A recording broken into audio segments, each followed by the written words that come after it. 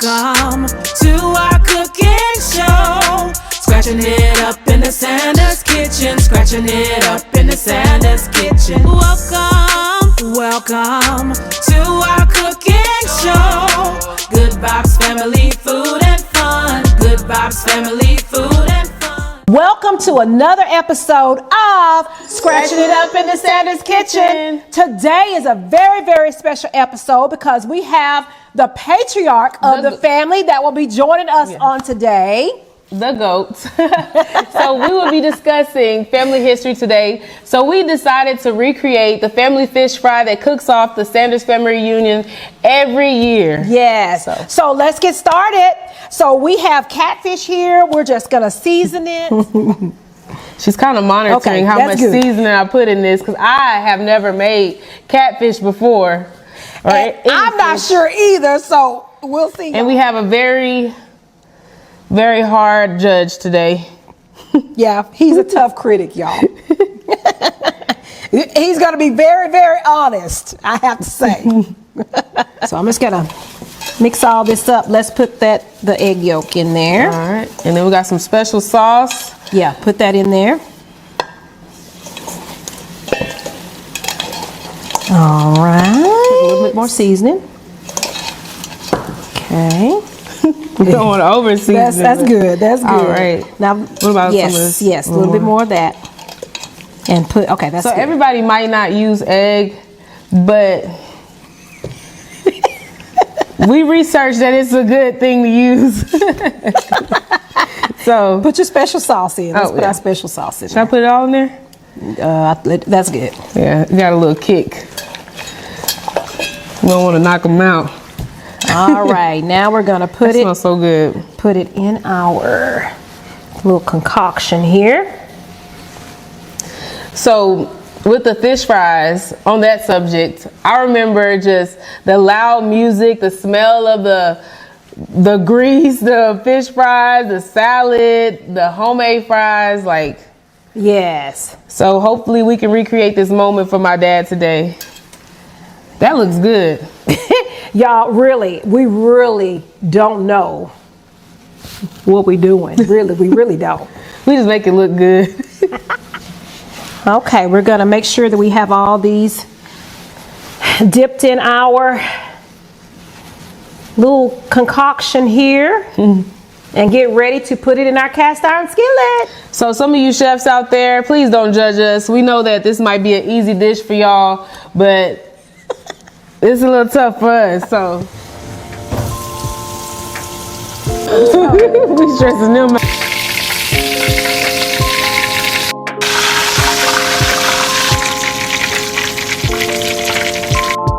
Get invited to a, what really?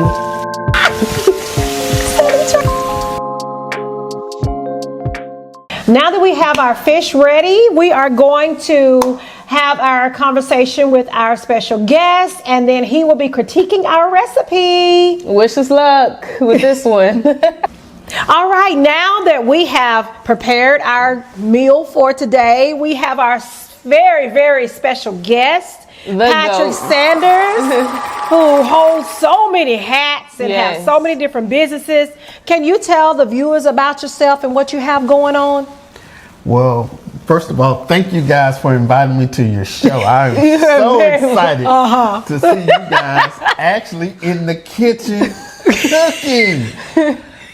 Marsha and I have been together for over 30 years, and cooking, no, that's not something that you usually do. So it's very exciting to see you in the kitchen cooking. Well, thank you. As well as Niyah, of course, because I don't think Niyah has ever stopped in the kitchen to even observe me cooking. No. So it's great to see both of you guys in the kitchen. Can I tell you a little bit about myself? Yes, tell the viewers about yourself and how you have several businesses and hold so many different hats. So what do you do? Who are you? Tell them what you have going on. Well, first and foremost, I am the program director for Child Care Associates Head Start program. I've been with Head Start for over 26 years.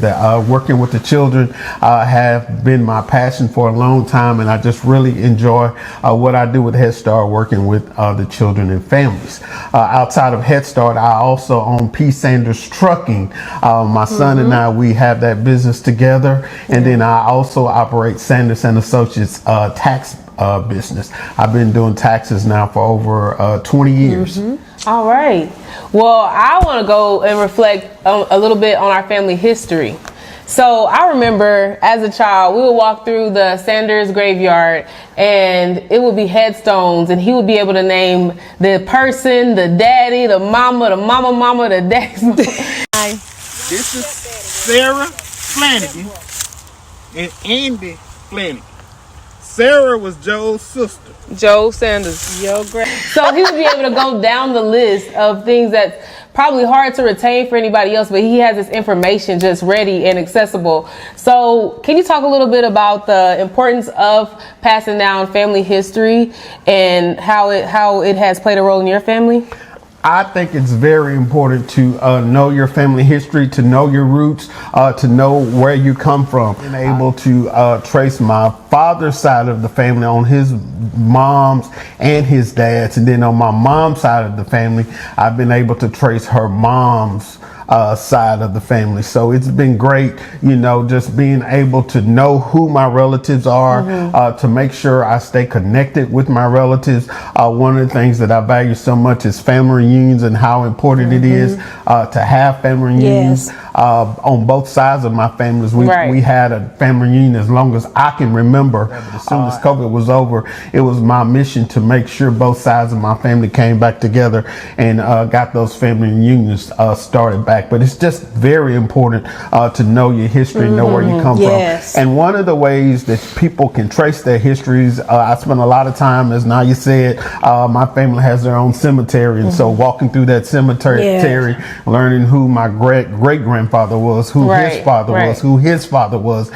So just the cemetery, and then also going through different documents at the county, looking at different, there's some wills, there's deeds, different things like that of how property transferred from one person to another. And you can take all of that information and really trace the roots of your family and kind of put that family tree back. One of the great things that I've learned, both my grandfathers on my dad's side were property owners. Both of my great grandfathers, one of them had a 300-acre farm, the other one had a 400-acre farm, and this was right at 1890, 1900. So for African American men to own that type of property back then was phenomenal, and some of that property today is still within our family. So being able to trace property back that's been in our family for at least 150 years, that's just awesome to me to be able to trace that. I think it's awesome that you have all of this information and keep it up and here. Keep it in your brain without having to write it down. And I told you earlier today that you should definitely make a family history book, because that's very important stuff to remember. Like even just the fish fry that we're doing today, these things stick with us as kids, so we remember those moments and everything that was going on during those times. So it's very important to pass down that history. Yeah, and one of how I came about and just started collecting this information when we were little, we didn't go to daycares. I had a great aunt, and she was the babysitter for me, my sisters, and not just us, but the entire neighborhood. She would have sometimes 20, 25 kids at one time. They didn't have childcare licensing back then, so we didn't have to worry about them rolling up on us, because all of our parents would have been in jail. But my aunt, and she was my great aunt, she really valued family, and she taught us our family roots, and she would teach us where we came from and would teach us about our family. And she was the one that first, when I was like 7 or 8, she would walk me through the graveyard, and she would just start pointing out, this is my mom, this was my dad, this was such and such, this was such and such. So at an early age, she really started teaching me that family history, and it instilled it in me. And you probably got that cooking from her, having to catch those chickens out there, huh? Oh yeah, she was a true cook. She was a farmer, and the only way we got chicken, we had to go out there, catch it, boil the hot water, clean it, chop the neck off, and all of that. We thought that was so fun when we would wring the chickens' necks, and the chickens would just start running. And so that's why the term, if you ever heard running around like a chicken with a head cut off, that is true. When you cut that chicken's head off, they just run all over the place for that good 30 seconds, and we would laugh. So Never seen it, don't want to see it. yeah. Yes, it's amazing how you just retain all of that. I couldn't even begin to. I tried to do a little bit of research on my family history, and it's a lot. It's a and lot for of you to information. retain it and not have to document, have documentation and to keep it up here, that is just amazing to me. Yes. Well, and it can be overwhelming, but it's like I said, it's very important to know that information and to just know where you came from. Yeah. All right, so we're going to take a step back and speak a little bit more so on your businesses. Yeah, we know you have a tax business, and we know the tax season is coming up. What can you tell the viewers to help them prepare for this tax season? One of the things with this tax season, there's several new tax updates. One being the new $6,000 tax credit for senior citizens. There's also the new savings account for newborn babies. So anyone that had a baby in 2025, make sure that you sign your baby up for that $1,000 savings account.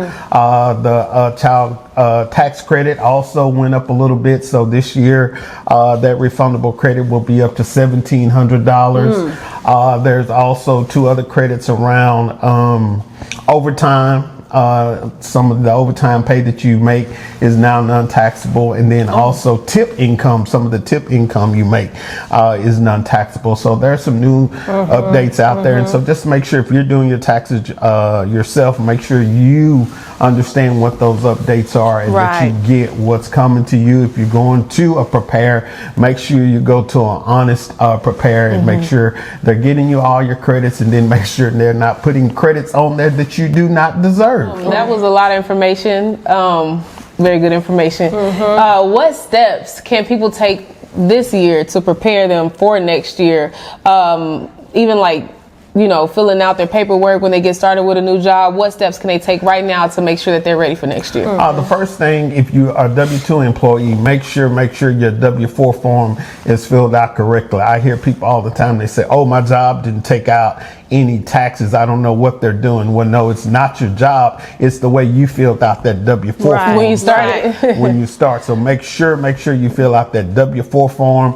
If you own a business, make sure you keep correct documents. Make sure you have that business registered with your county. If you don't, and then and actually take it a step further and formulate that LLC. But make sure you have some form of documentation of that business. Whereas if it's registered name assumed with the county, or you take that extra step and do that LLC, and then make sure you keep a paper trail of what you're doing, keep a paper trail of your income, keep a paper trail of your expenses. And then one of the things that I've gotten probably 50 phone calls in the last 3 days of people saying, oh, I have one child, shouldn't I get this amount? Shouldn't I get this amount? Should I get this amount?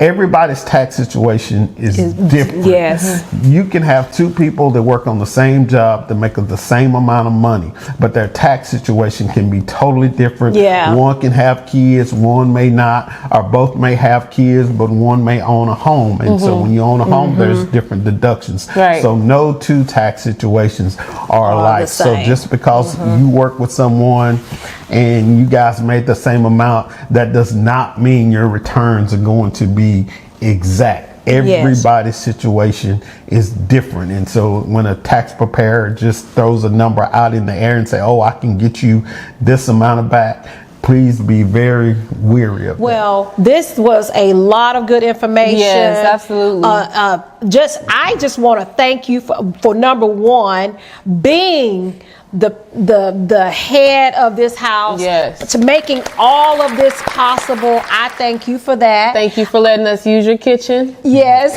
thank you. Thank you for being on our show. We really appreciate it. So now we will have you to critique our recipe. He's tough. He's a tough critic. He is the one that fries the fish usually for the Fish Friday. So yes. Okay, this is going to be a little interesting and scary all at the same time.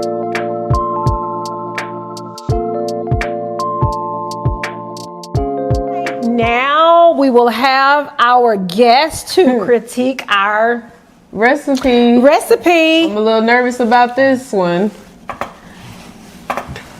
We have homemade French fries.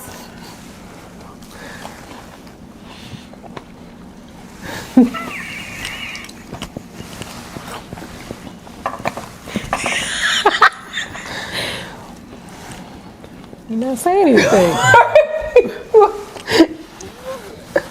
The fries are good. Okay. Could use a little bit more kosher salt.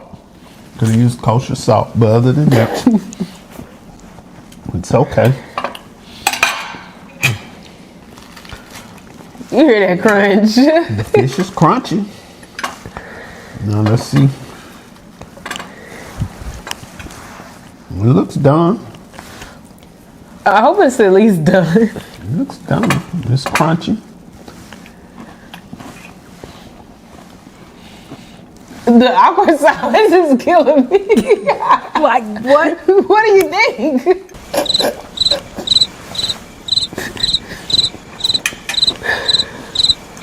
Please add crickets in the background. It's actually pretty good. It killed you to say that, didn't it? It killed you to say something was good. I just wanted to taste it twice and make sure it was good. But no, the fish is pretty good. The seasoning and everything? The seasoning, it has a little kick to it. That's our special sauce. Okay, special sauce. Seasoned just right. Yeah. And it's crispy. All right. Now, well, if he say it's good, y'all might want to order some. it's good. Y'all may want to come into our kitchen. If he say it's good, y'all want to We know come it's sit good. at the kitchen table. I was a little nervous about his Yes. opinion. Well, they done messed up now because they can fry from now on. So also, viewers, if y'all have any recipes or anything y'all would like to see us cook or try to cook, just send us a message and let us know. Or comment below so we know Yes. what y'all want us to cook.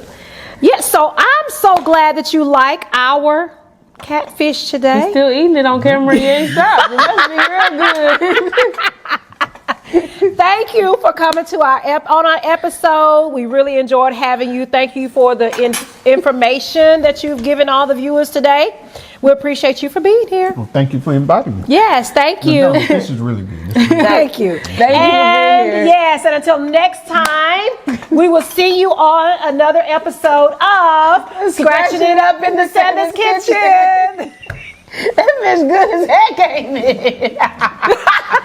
You talking about it's all right. He didn't even pause for the recording. What's wrong with it? Boy, that fish is good. I don't know what you talking about. I said it's all right. Let me try these. Baby. Start the oil back. Good vibes, scratching it up. Good food, scratching it up. Good vibes, scratching it up, scratching it up. Got good vibes, scratching it up. Got good food, scratching it up, and so much fun in the Sanders Kitchen.